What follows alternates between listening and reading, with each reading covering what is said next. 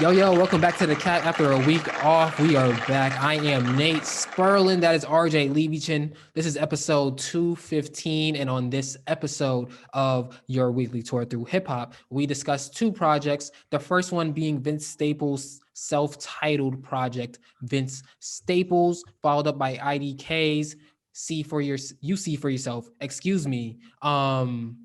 Two projects that need more listening, and we will break it all down here on the Cap.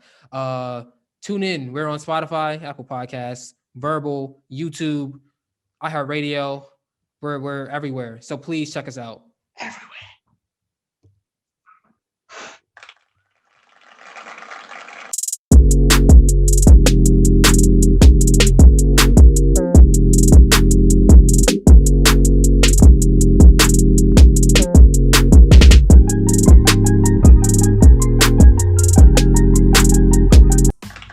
Yo, welcome back to the Cap, episode 215. After a week off, I am your host, Nate Sperlin, here with my co-host, RJ Levichin. It's your weekly tour through hip-hop. I want to give a straight shout out to everybody who's going through it right now, everybody who is trying to get better every single day. And I also want to shout out those who are supporting those people who are trying to get better every day. Do us a favor, hit the like buttons and subscribe. Thank you for listening on YouTube, Spotify, Apple Podcasts, Verbal, iHeartRadio, and all these other DSPs that I am not going to name. Follow us on Instagram and Twitter at OldMilk Media. And RJ, how are you doing? Shout out to the people that's going through it alone. I see you. I'm doing good, man. We out here vibing. My boy's birthday. You know, I want to get him a cake, but I don't know if I should get him. You know, he's not really. Like, I keep bringing up cake options there, but he's not. That enthusiasm level that I need, that I would give the cake, I'm not receiving. So fuck him. He might get water. Oh, you just get him cupcakes. Maybe. We'll see. I'm just saying, you can't go wrong with cupcakes. If someone don't like cupcakes, I don't know what to tell you. Hey man, you haven't met enough people. People don't like cupcakes? People don't like cupcakes. Do you like cupcakes? I love. Oh, all right. I'm just trying to make sure you're not people, because you know how some people like to do that. Some people be saying people and then be talking about themselves. Yeah, I'm like, are you people? Nah, because if I'm people, I'm gonna say me. All right, just making sure. You know what I'm saying? All right, so that's confirmed. We both like, this is a cupcakes podcast. Shout out to that. Shout Red out Velvet. Cupcakes, Red Velvet. Red Velvet is fine, yeah. Oh, all right. Cream cheese, icing on top. All right, good. I'm glad we're on the same page about that. I'm glad we're on the same page about that. We're not a cupcake podcast. We can do that later. We're a cupcake podcast. Oh, we a cupcake podcast? Yeah, we're sponsored by Baked by Melissa. Get your little Baked by Melissa. Shout out Melissa. Get your little quarter-size cupcake for $5 what today. Up, Melissa? Use the coupon code OldMilk Media and get a penny off. You know, gotta make some money somehow. Hey yo, Melissa got a new flavor coming out. She let me take that shit ahead of time. It's crazy. Y'all not even ready for it. Shout out Melissa. Yeah. All right, we got two albums today, though. We do. But before, let me give a quick shout out to the other podcast on these pages. It's All Opinion Podcast. The first guest that I had was Anthony Obas, and we talked about his book, Shifting Your Career into Music, Volume 1. Excuse me. We also talked about the NBA playoffs, balancing life, and more. So whatever you do, please go check out the It's All Opinion podcast. Much more conversational. We don't really talk about music on there, but that's why you're listening here, so that you could listen to us talk about music here. RJ, like you said, we have two projects to talk about. The first one is Vince Staples' self-titled project, Vince Staples, his first release, I believe, in 3 years or about that time. It's 10 tracks, 22 minutes long, and only has one feature on it, Fouché. I hope I'm pronouncing that right. Fouché. I don't know. But there's a little accent mark at the end. It's two E's, and there's a little accent mark at the end of the last one. So it could be Fouché or Fouché. Either way, RJ, what did you think? Oh, damn, I just rhymed. RJ, what did you think about Vince Staples? What? I loved Vince Staples. I thought it was really good. I think that I was shook about it not ahead of time per se, but when Law of Averages came out as the single, I was like, oh, so there's not a single for this album. Like clearly, because this is not a single. So clearly there's no single for the album. Even though the album was harder than I thought it would be, it's still clear why Law. I did not know that Kenny Beats produced the whole thing. Shout out Kenny. He killed the production. I thought it was James Blake. I'm sorry. I thought you were a different white producer. That's my fault. I'm not saying y'all sound alike. I'm just saying I thought you were different. What? At least you didn't think it was Murder Beats. No, I knew it wasn't Murder Beats. Don't worry. I knew it was not Murder Beats. I just thought, he's worked with James Blake before. James Blake, he's kind of having those types of vibes, but Kenny Beats, you killed this shit. I understand why Vince Staples kind of was saying that there's a reason why he named this one more so than the other ones. Vince Staples, he felt like this was more him as a person that's, watched him rise.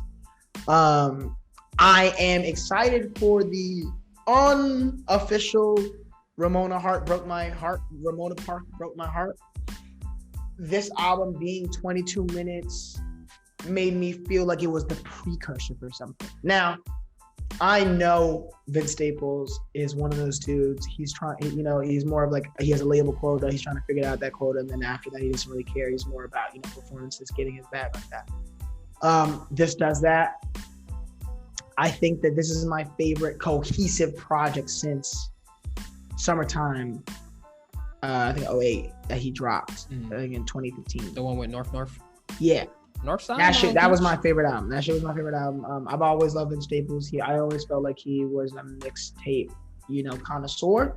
And then Summertime 2008 changed my whole mindset. And I think that clearly with the ideas that he put on FM, Prima Donna, he has a creative ability to think about cohesive projects differently.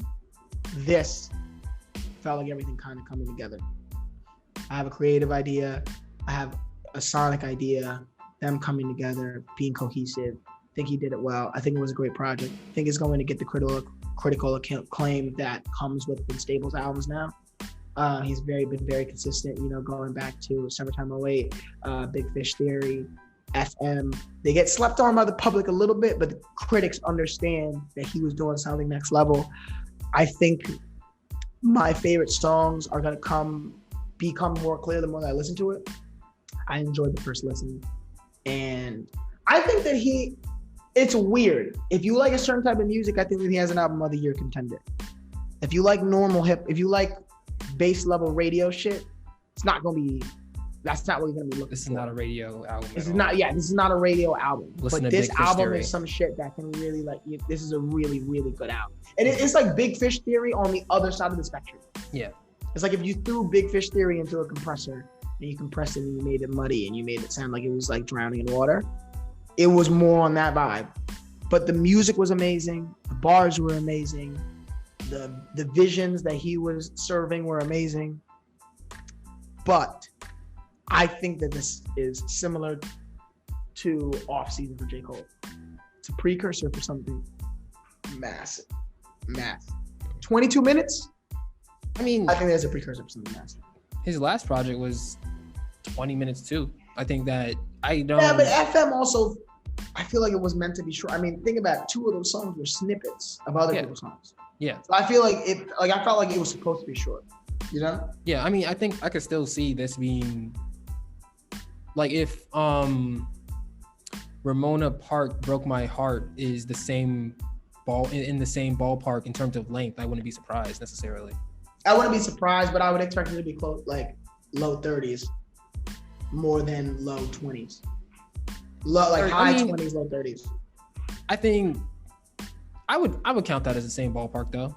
I feel like full projects have to be at least half an hour.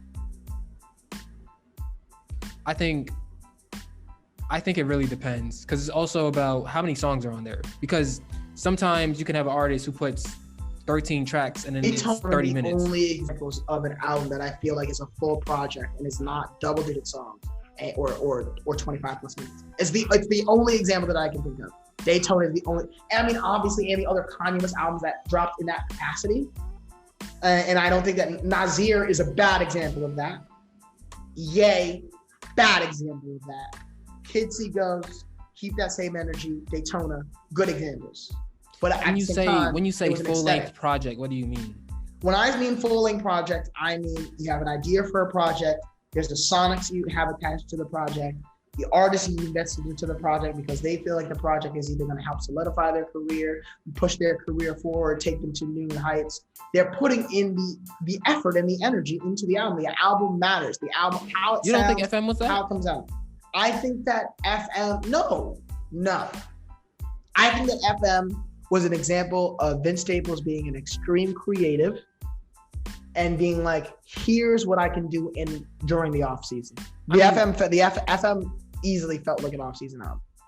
I mean, one could argue that the amount of effort that he put into creatively, first of all, structuring it in a way, getting radio hosts on it, getting it to feel like you're listening to the radio for however long the project was.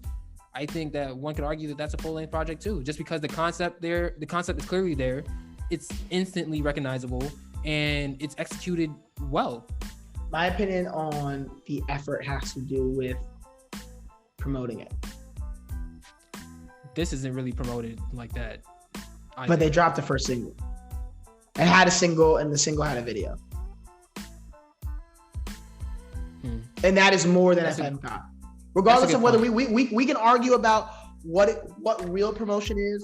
I know the difference between the work that Migos is gonna get versus the work that Justin Bieber, Katy Perry is gonna get versus the guy like I don't know IDK or whatever how it's pronounced. Like we know the difference.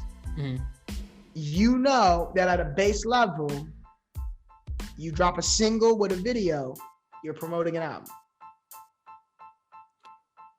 Yeah, that's true. That's all I need. I don't need whatever is after that. Okay. I need I'm gonna say it anyway.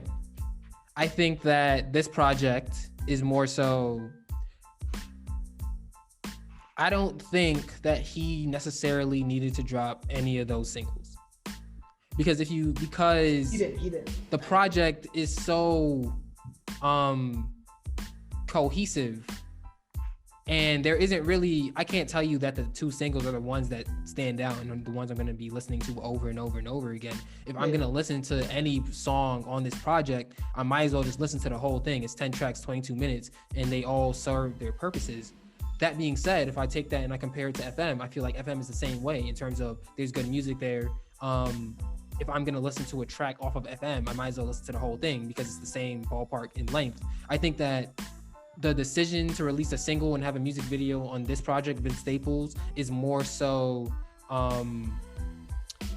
analytical, more so business-like, instead of Vince himself saying that, okay, I care more about Vince Staples than I do FM, so I'm going to release a single here and I'm going to put more production promo on here. I think that was more of a label decision. And I think that I don't really give a fuck. I think that the feature list is like a great example of that. I mean, also if Vince Staples doesn't want whoever on his album, it's the same. Because also I could also argue that his last two albums had premium features. Yeah, but this one doesn't have a single one. Yeah, but at the same time, wouldn't you be able to argue that the label, in terms of promotion, the draw of, hey, there's who's on FM, the snippets, Earl and Tyga. The draw of a Earl snippet might bring some listeners and might be good promo. Like, you don't think that could have been a line of thinking? No, wait. My point is that his last 3 projects had heavy features, premium features. This is technically his first project since Prima Donna, where there aren't heavy, high-profile features. Summer 08 had people like Jhené Aiko, Future, Big Fish Theory, Juicy J, Kendrick Lamar, FM. You already had the Big Boy thing. They had J-Rock. It had Earl Sweatshirt doing Tyga. The singles. It had Tyga. There were people on it. It had what was the person I'm forgetting? Party Next Door too. Party Next Door was also on it. Mm. And Party Next Door was on both Big Fish Theory and FM. Mm. This album had one feature, a no-name individual. Not on the single. There's no remixes, but it's like there's no people coming out. And like, I'm not saying that doesn't necessarily work in his favor, because I do think that it works in his favor in this album. What I'm speaking on is the industry and how the industry works when they're invested in something. Is that they understand that Vince Staples has already had success with the features.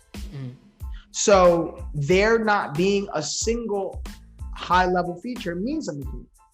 It's more of a decision. The way that it was explained in terms of Vince Staples even naming this project after like self-titling this project is that it was the most personal project to him that he felt like. No, I agree. I understand. That being said, what I would respond to you with saying that is that if this is the most personal project to Vince Staples, perhaps he didn't want anybody else touching it. Yeah, I think it's a more deliberate decision than the label. I think it's a more deliberate decision from Vince than having anything to do with the label. But I do think if the label gave a fuck, they would have been like, put features on this album. Yeah, I mean, and they would have been like, here's the budget. We don't necessarily put some features on the shit. Know the balance between the label and Vince Staples here. I know what it is. I know what it is fully, and it is literally Vince Staples, and because he's talked about this in interviews, is that he has a relationship with the label where it's like he has to sell a quota to pay money back, and like for the label to be happy, he has a certain quota, and the quota is not that crazy. And he is focused on selling that quota and promote and performing and doing what he does. And it gives it up. The way that their agreement works is that he has the freedom to do what he wants because the label is confident that he'll hit that quota every single time he drops. So that being said, wait right there. Promotion. Wait, stop right there. You just said that he has the ability to do what he wants. So if the label is telling him, hey, put some features on it, he could just respond, no. No, you're 100%. But if they're saying, hey, we're gonna pay for this. We'll pay for any feature you want.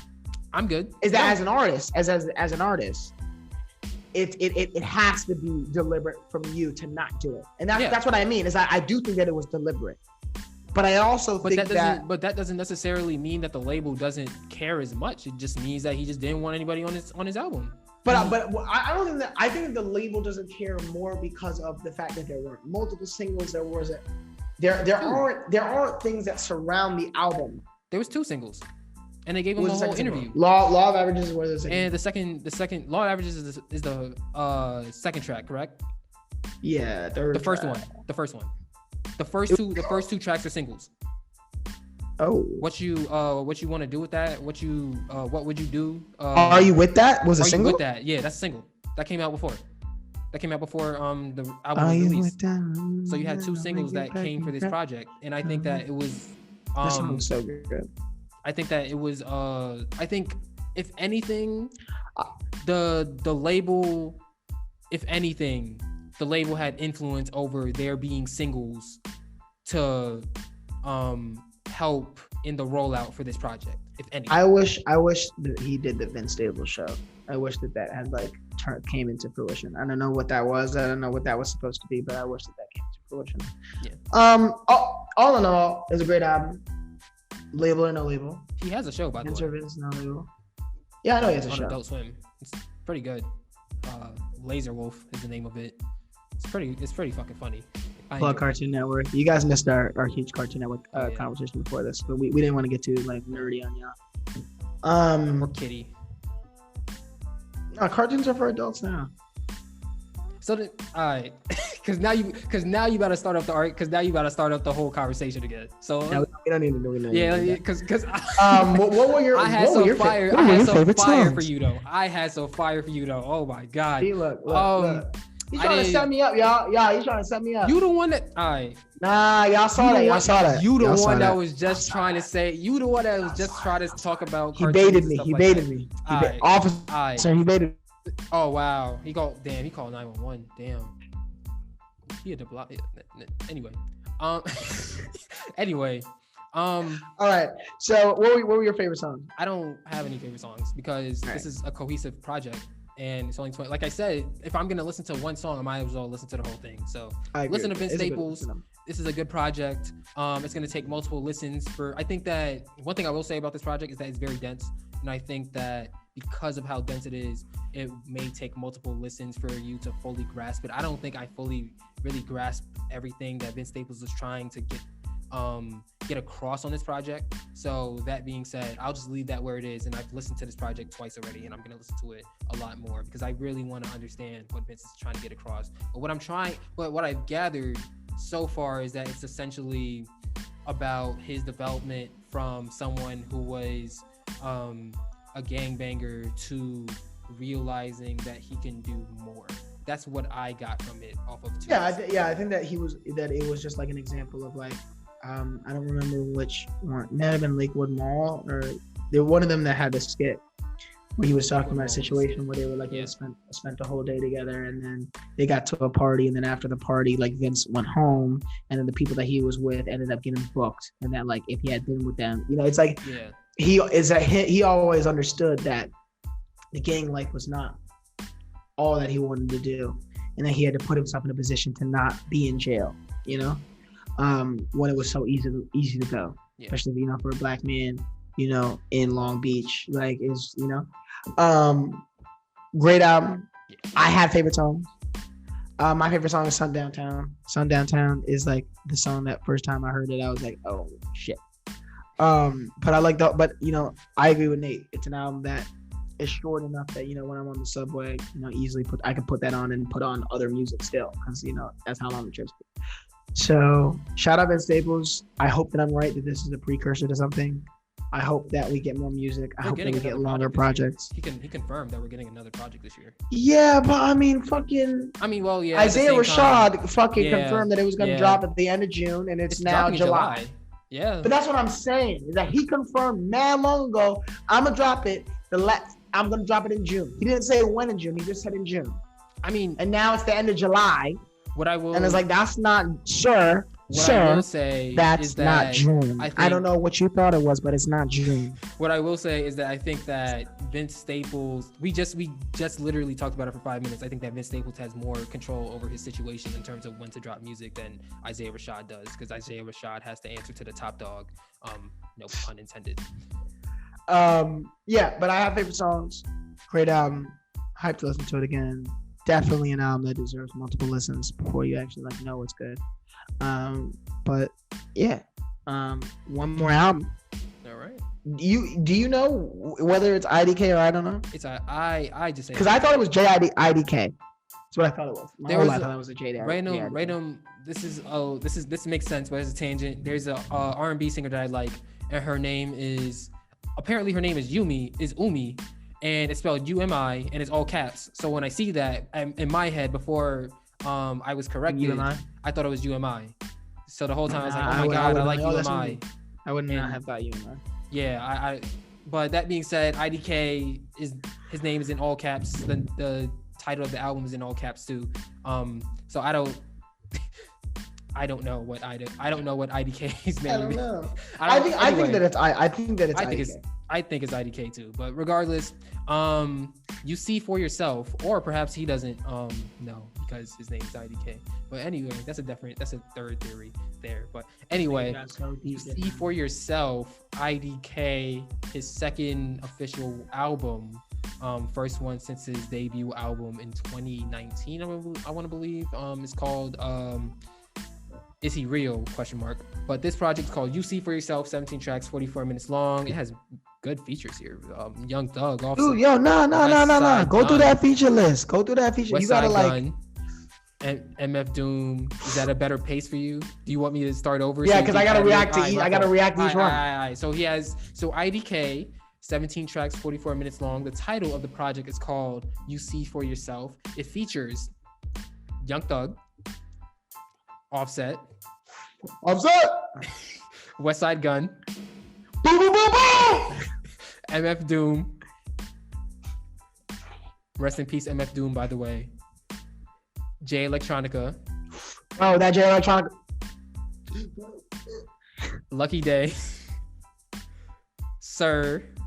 Sway Sway Lee, Rico Nasty. Yeah, Rico. Slick Rick is on here, which is impressive. Slick Rick been like, get. That's an impressive get. I don't know how IDK got Slick Rick. I don't know how you get Jay Electronica and Slick Rick all and MF Doom. And, bro, for real, like that's like, let me call all the obscure niggas that I know and see if they want to get an album, and they all say yes. And you're like, oh shit, I got it. Finally, Seven Streeter, who is a name I haven't seen in a while, and I don't know how he got that either. But he was calling the right people. Man, he has a Nike deal, and now he's doing stuff at Harvard. He's tapped in, man. Hey man, big ups to IDK.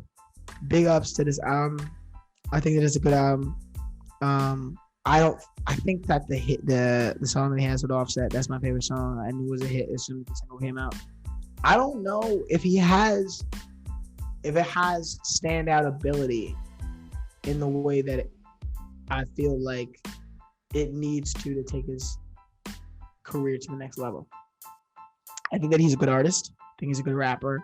I think that he understands musicality well. I think that beat selection is good. I think the songs are good. It's not like I don't have negative critiques to give to the music, but I can tell you that I was listening to the album and that it didn't captivate me in the way that I felt like it needed to, for me to be like, okay, I'm an IDK fan. I'm a person that's known IDK since he was JIDK.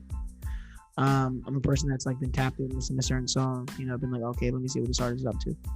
So when this album came out, being a little, not let down, but expecting more out of his debut that dropped in 2019. Nate can tell you the name. I forget the name, but Is He Real? Yeah, Is He Real? Is He Real? But I also think that you see for yourself, there was a level of corniness to it, because I felt like he was talking about women liking him for his money and success, when the perception of his success is not as clear as you would expect. You know what I mean? That makes sense. Mm-hmm. Like I understand what it takes. Like even if you're D-list, you can be in situations, groupies, family asking for money, people trying to be fake to you, people switching it. Like I'm not trying to. It's not what I'm trying to say. Mm-hmm. What I'm trying to say is that as a celebrity, he's not known for his personal issues that he's had due to his fame. Mm-hmm. So I felt like there were too many songs talking about niggas trying to get him, niggas trying to switch up, women only liking him for his money. It was like, nigga, I don't even know you like that. Like, you don't know your name. Your name is literally, I don't know. And now I'm just supposed to expecting that bitches want you just for your money? Like, I mean, I think that there's a deeper meaning for this album, because I think that it plays off of the last one, and throughout the last one, he's essentially, I guess if I were to sum up the last one, especially off of that the last song on the last one, which made it abundantly clear, he was trying to work through the death of his mother and losing his mother, and he's trying to like get over that and stuff. Right. And I think that here, you don't really get to it towards the end, but I think here is still kind of him acknowledging that he's still trying to get over it. You're never going to get over it, but he's still trying to work through it, I guess, is a better way to say it. So I think that this is off of a first listen, and this is probably a shot in the dark. But right now, as I'm piecing it all together, I think that the concept behind this project was, in the beginning, he has the songs about the women and stuff like RJ says, but the concept behind it is, okay, I'm starting to become more well-known now. And then he gives us the songs, the radio songs, I guess, the more popular songs. But then still towards the end, there's still songs where he's reflecting on, maybe if I was raised differently, I wouldn't feel this way and stuff like that, and reflecting on his childhood and reflecting on how he was raised. As I just said, he has a song that, or a skit where he's essentially leaving a voice message to his mother and stuff like that. So there, I'm thinking that it's still him trying to work through it, despite all the recent success that he's had. that's my theory off of a first listen about what the concept behind this project is. Okay, I agree with that. I wish that it was more vulnerable. I feel like this album was IDK talking about other people and how he's not letting other people bother him. And I wish it was more vulnerable, because it's easy to be like, I'm on defense and my walls are up. And like, I'm cool. I think he said that in one of the songs too. No, he does. He talks about it. He brings that up. But I think that it's like, the way that the industry is saturated right now, that type of approach is boring. So you being like, I'm equipped to deal with fake friends, groupies, whatever, when we both know that you're not, especially if you're going to allude to the fact that you're not, but you're going to act like you are.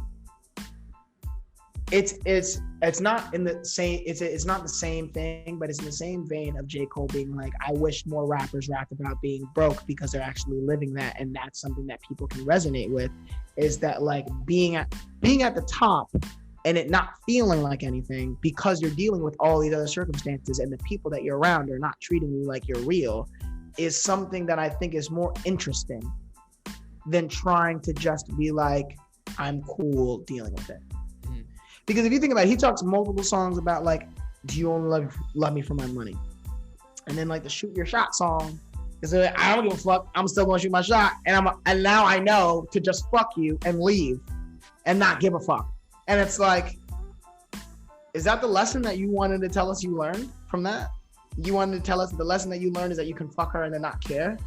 Like, rather than, you know what I mean? If especially if you're gonna be like, oh, these girls only care about me for my money. But at the same time, care about me for me. But at the same time, I think that that's not really because of the last songs where he's talking about if he were to be raised differently and stuff like that. I don't think that that's the lesson that he's trying to get across. I think that in the song, I feel what you mean, like in the song, but throughout the album, it kind of shifts from, all right, I'm cool with this. I'm just gonna play my role, to like, I don't think I really should do this, and I feel like if I was raised differently, I wouldn't be doing this. I feel that. I think that I agree with that. I just think that he wasted too much time on that, and I wish that he had started from me. I agree with you there. I think that he could have been more vulnerable, and I think that would have probably made whatever concept he was trying to get out more clear. I think that there's a lot of tracks here that are supposed to be more, I don't want to say radio hit attempts, but I guess get your name out there. Yeah, I think he was trying to be a famous rapper more than he was just trying to express himself. And that is what I don't like. Because that's when it's like, then you being like, I'm not an industry guy, I'm real. And then taking so many swings, you know, trying to go yard. It feels like a mistake that a label would do. He should have, to use a football term, he should have dinked and dunked instead of trying to go deep for 50 yards every time. For sure. I think that he took a risk. Not a risk. Hit the slant routes. But he was trying to go for the home run when he could have just brought people in, you know, individually. The wide receiver is double teamed. Why are you throwing it there? The halfback is open, dude. Yeah, relax. You don't need to do all this. That being said, because I don't want to act like we didn't like the album. I think that I thought it was a good album. I think that I have to listen to it again. Yeah, I listened to it like 2-3 times. But I think that it's the precursor to the album that takes him to another level. Yeah. What I will say is that artists on that level, when they're trying to switch lanes, JID was correct in having the amount of features. I didn't like that Jay Electronica's feature was half about no vaccinations.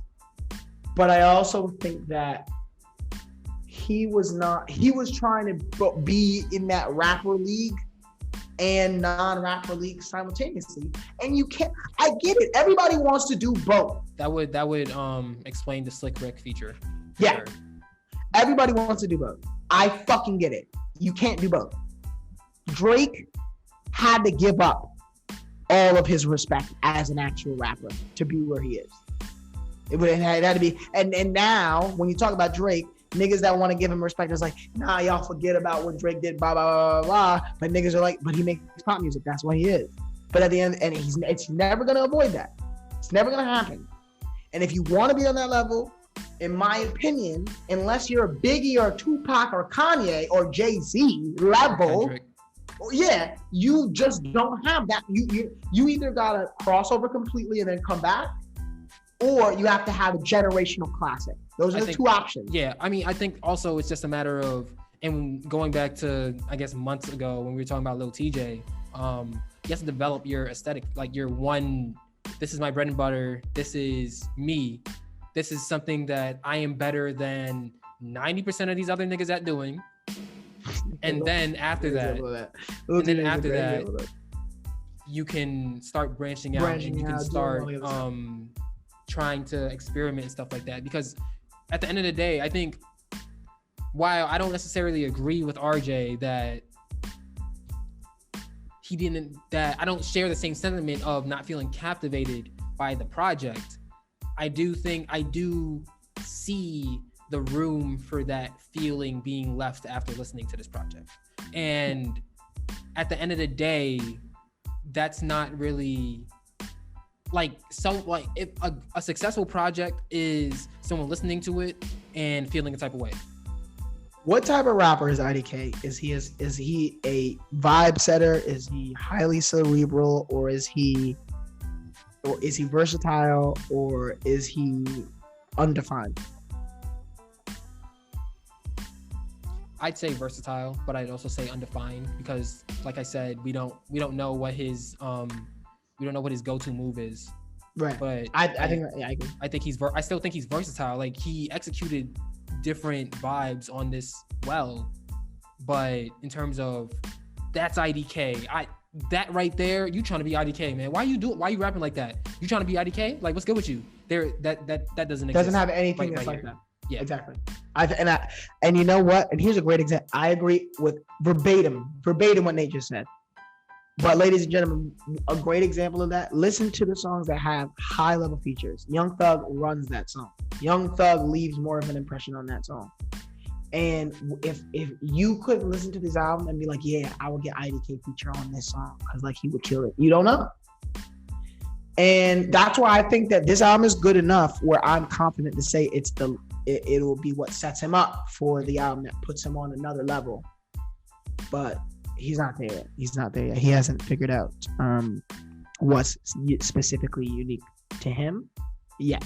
It's gonna take some time. Yeah, I mean, he's still. The one thing I will say is that from the first album to this one, it's clear that he's still trying. It's clear that he's putting the work in and he's trying to figure it out. Right. So that being said, there's not many artists who would even. There's not many artists who get this far. Right, I agree with that. Yeah. So JID, I think I don't know has a long career in hip hop. Yeah, I think his own name. Yeah, I don't. Yeah, you said JID, and I was like, I was getting ready to launch into a whole tangent about how we was just talking about who's better, JID and Cordae, and none of them niggas gave us a full album yet, and I'm low-key tight. But yeah, I think IDK has the potential to have a long career in hip hop as well, but we have to see where he goes from here. And based on the pattern that he's established, I guess we won't see for 2 years. But what do you think?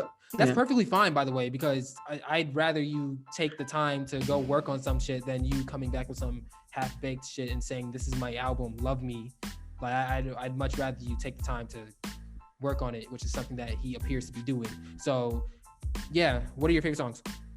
My favorite songs are, I had to look at them, Dogs Don't Die, Prada Bang, and Shoot My Shot. Shoot My Shot is so good. Oh, and Puerto Rico. Puerto Rico? Yeah. I have to look at it as well. I like the first two tracks. I like not the first two. I like the first the two songs out of the first three tracks. The first one's more of a introduction. I like Santa Monica Boulevard and Dogs Don't Lie. I like how they blend into each other. That's another thing. The production on this project was really good. Crazy. I think that's something that's underrated. But aside from that, there isn't really another. I think I guess I like Closure. I like I'll Cry in the Church, excuse me. Peloton has a nice bounce to it, but overall, I think this is another project that would need to be listened to more to be able to fully grasp it. I agree. Or in the words of Patrick, firmly grasp it. But anyway, For those SpongeBob watchers out there. If you don't get that joke, then I don't know what to tell you. You did not have a good childhood. No, because they still play that episode on Nickelodeon. You should understand that. Horribly grasping. You should understand that joke. But yeah, that is the cap. This is episode 215. That is RJ Levy Chin. Is that a Friends shirt?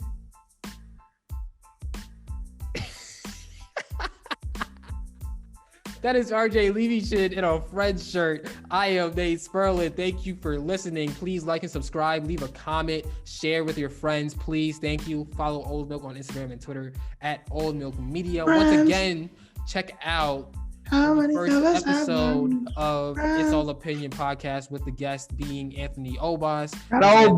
Thank you, Anthony Obas, for being a good friend and being a good guest on the podcast. Young genius. Once again, visionary, stay safe. Wear your mask. Wash your hands. We will see you next week, and we are out.